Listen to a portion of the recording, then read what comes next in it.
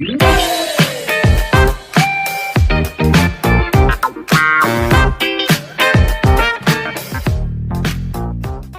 Friends, video open చేసినప్పుడు ఒక చిన్న మాట, మా ఛానల్ని ఇంకా సబ్స్క్రైబ్ చేయలేదా? చెయ్యండి ప్లీజ్.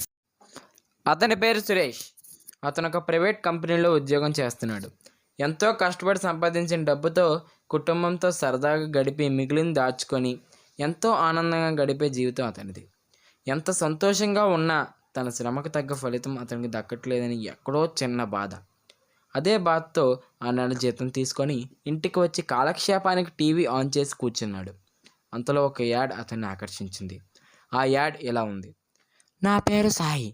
నేను ముందు ఒక ప్రైవేట్ ఉద్యోగం చేసేవాడిని.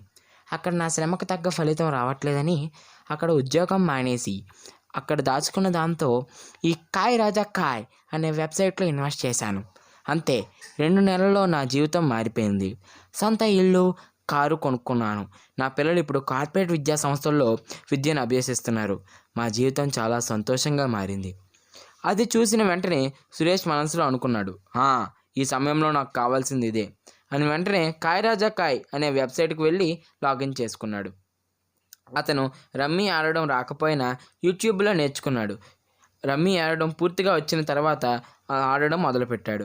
ముందు ₹50 ఇన్వెస్ట్ చేశాడు ఆ కాయ్ రాజా కాయ్ అనే వెబ్సైట్లో.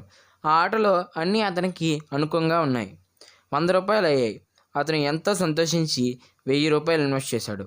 అది 2000 అయింది. వెంటనే అతను ఏమాత్రం ఆలోచించకుండా అతని జీతం 10,000, అతని సేవింగ్స్ 40,000, అప్పు తీర్చడానికి దాచి ఉన్న మిగతా 50,000 కలిపి ₹1,00,000 ఇన్వెస్ట్ చేశాడు. అంతే అనుకున్నాడు, ఇక్కడి నుంచి నా జీవితం మారిపోతుందని.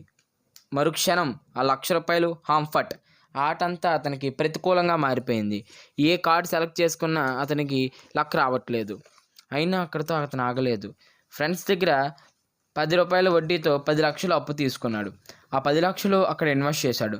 అవి కూడా పోయాయి. అప్పుడు అతనికి అర్థమైపోయింది. వెంటనే అది ఆపేశాడు. ఆ యాప్ని ఇన్స్టాల్ చేశాడు. కానీ మరుసటి రోజు నుండి అతనికి కష్టాలు మొదలయ్యాయి. అప్పుల బాధ తలకు చుట్టుకున్నది. కష్టాలు ఫేస్ చేయలేకపోయాడు. పిల్లలు స్కూల్ సరుకులు తేవాలి అని మాట్లాడుతున్న భార్య మాటలు వినలేకపోయాడు. కన్నుండి నీళ్లు తిరిగాయి. అప్పులు వచ్చి తలుపు కొడుతున్నారు. ఆ కష్టాలను అతను ఫేస్ చేయలేకపోయాడు. వెంటనే ఊరేసుకొని చనిపోయాడు. అంతే, అతని జీవితం నాశనం అయిపోయింది. అతని కుటుంబం రోడ్డున పడిపోయింది. ఇది సురేష్ కథ. ఇలాంటి సురేష్లు, హరీష్లు ఎంతమంది చనిపోతున్నారో మన కళ్ళ ముందే తెలుస్తున్నాయి మనకి. కానీ మనం టెక్నాలజీ రూపంలో కొత్త రూపం సంతరిస్తున్నాయి.